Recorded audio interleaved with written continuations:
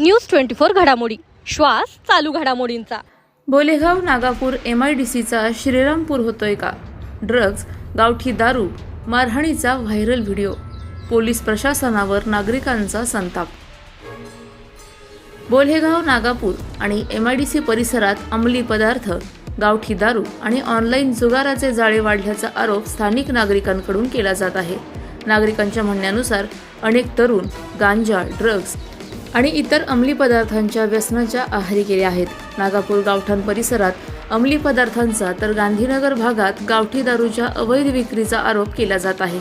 या दरम्यान बोलेगाव परिसरातील एका घटनेत एका व्यक्तीला अनेक जण मारहाण करत असल्याचा कथित व्हिडिओ सोशल मीडियावर व्हायरल झाल्याने खळबळ उडाली आहे।